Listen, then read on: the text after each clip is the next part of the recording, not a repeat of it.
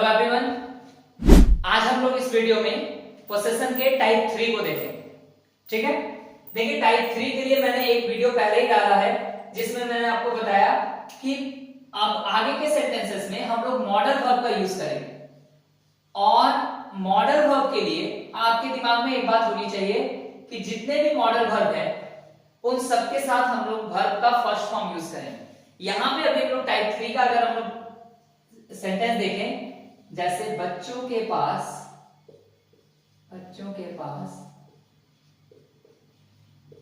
ज्ञान होगा। ठीक है, तो टाइप 3 के कंडीशन को समझिए। बच्चों के पास ज्ञान होगा, पोसेशन की बात हो रही है और साथ ही साथ ये बात फ्यूचर में हो रही है। तो जैसा कि आपको पढ़ाया गया होगा, फ्यूचर को बताने के लिए हम लोग शैल और विल का यूज करते हैं, शैल और विल का। ठीक है, लेकिन मॉडर्न कॉन्सेप्ट ऑफ ग्रामर कहता है कि आप विल का यूज फ्यूचर में हर सेंटेंस में कर सकते हैं, हर तरह के सब्जेक्ट के साथ, कोई प्रॉब्लम नहीं। तो हम लोग विल को ही फॉलो करके चलेंगे, कोई बात नहीं, शैल को रोक देंगे, है ना। अब यहां पे 6 रूल बनेंगे इसके। एफर्मेटिव रूल, आई होप कि ये सब बातें आपको याद हो गई हो। Negative rule, simple interrogative rule, simple interrogative negative rule, conditional interrogative rule and finally conditional interrogative negative rule. Okay, तो देखो इस प्रॉब्लम को फिर से, इस बात को फिर से समझ लो। ऐसा नहीं कि इसमें प्रॉब्लम क्रिएट कर लेना आपको। आप आंख बंद करके विल का यूज कर सकते हैं सबके साथ। ठीक है, शैल और विल दोनों को फॉलो करेंगे तो कुछ टर्म एंड कंडीशन हो जाएंगे। फर्स्ट पर्सन के साथ शैल, सेकंड पर्सन और थर्ड पर्सन के साथ विल। फिर वहां पे बातें आएंगी, फर्स्ट पर्सन के साथ अगर कोई कॉक्श्योर एक्शन हो तो वहां विल का यूज करना पड़ेगा।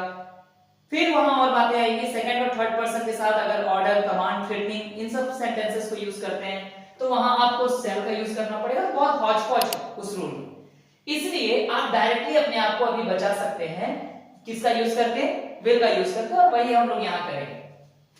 तो सब्जेक्ट दिया आपने, फ्यूचर इंडिकेट करने के लिए हमने विल का यूज किया।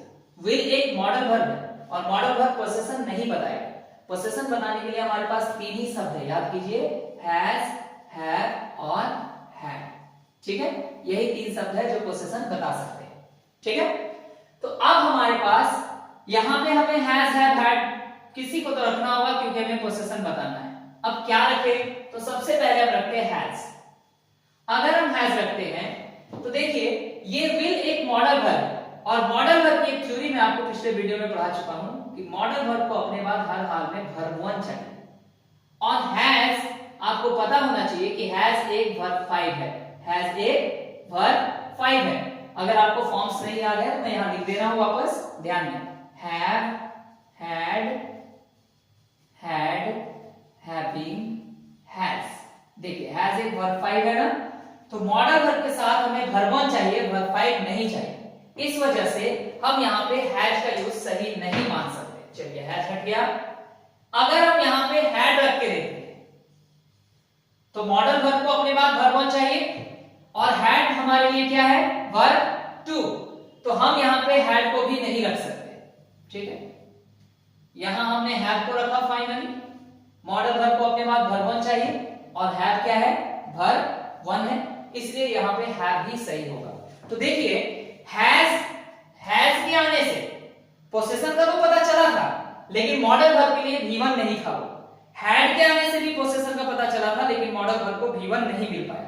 लेकिन हैव के आने से दोनों काम हो गए, एक पोसेशन का भी पता चला और दूसरा मॉडल वर्ब को वर्ब 1 भी मिला, क्योंकि हैव का फॉर्म किस रूप में माना जाता है, वर्ब का फर्स्ट फॉर्म। ठीक है, अब हमें इस एफर्मेटिव से नेगेटिव रूल बनाना। देखिए नेगेटिव रूल बनाने के दौरान टाइप 1 टाइप 2 में आपने देखा तो आपको एक ऑक्सिलरी वर्ब दिखा, लेकिन टाइप 3 में आप पाएंगे कि आपको यहां भी ऑक्सिलरी वर्ब के लिस्ट वाला वर्ड दिख रहा है, यहां भी ऑक्सिलरी वर्ब के लिस्ट वाला वर्ड दिख रहा है।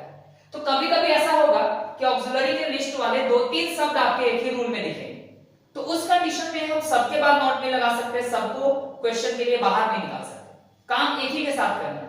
तो याद रखिएगा, जब ऑक्सिलरी के लिस्ट के 2-3 शब्द एक साथ दिखने लगे तो जो सब्जेक्ट के बाद होगा, सब्जेक्ट के बाद जो होगा वही ऑक्सिलरी लेकर के आप चलेंगे। यानी जब आप नेगेटिव बनाएंगे तो आप इसको याद नहीं करेंगे, नेगेटिव बनाने के दौरान विल के बाद आप नॉट लगाएंगे और इसको एज इट इज लिखते चले, हैव प्लस ऑब्जेक्ट। अब आपको क्वेश्चन बनाना है तो विल को बाहर निकालेंगे। देखिए यहां विल बाहर आया, सब्जेक्ट अंदर चला, नॉट नहीं देंगे क्योंकि नेगेटिव नहीं है, रोक दीजिए नॉट को, हैव ऑब्जेक्ट और क्वेश्चन मार्क। ठीक है, फिर हम यहां से विल बाहर निकालेंगे, विल बाहर आया, सब्जेक्ट अंदर गया, इस बार नॉट रख लेंगे क्योंकि हमें नेगेटिव चाहिए, प्लस हैव और ऑब्जेक्ट प्लस क्वेश्चन मार्क। ठीक है, यहां पे क्वेश्चन वर्ड का यूज करेंगे दोनों कंडीशनल वाले में। क्वेश्चन वर्ड के बाद एक बार सिंपल इंटरोगेटिव और एक बार सिंपल इंटरोगेटिव नेगेटिव लिख देते हैं। Will subject have object plus question mark and will subject not have and object plus question mark. Okay, so the sentence will be बच्चों के पास ज्ञान होगा। बच्चों के लिए हम लोग चिल्ड्रन लिखेंगे, चिल्ड्रन में एस मत लगाइएगा कभी भी, चिल्ड्रन अपने आप में प्लूरल है। चिल्ड्रन विल, उसके बाद हैव एंड ज्ञान knowledge. Children will have knowledge, अगर आप नेगेटिव बनाना चाहें तो children will not have knowledge, will children have knowledge, will children not have knowledge, why will children have knowledge, why will children not have knowledge. क्योंकि आप हिंदी का भी 1 into 6 कर लेते हैं, इंग्लिश का भी कर सकते हैं। ठीक है, तो ये अगर आप प्रैक्टिस करते हैं तो आप पाएंगे कि ये सारा रूल आपके दिमाग में बैठ गया है। बस 1 into 6 का खेल है डियर, बाकी आपको जानना तो सिर्फ एफर्मेटिव ही होता है कि यहाँ विल क्यों लगा, यहाँ हैव क्यों लगा। एक और बात, इसमें ये बात ध्यान रखिएगा कि यहाँ अगर आप सब्जेक्ट के जगह पे राम लिखते हैं तो ऐसा नहीं कि यहाँ हैज कर दीजिएगा। जब तक मॉडल वर्ब मौजूद है, जब तक मॉडल वर्ब मौजूद है, हमें वर्ब का कौन सा फॉर्म रखना है, फर्स्ट फॉर्म। सब्जेक्ट कोई भी हो उससे हमें फर्क नहीं पड़ता। चलिए एक एग्जांपल दे देता हूं। राम के पास पैसे होंगे, Ram will have money, Ram will have money.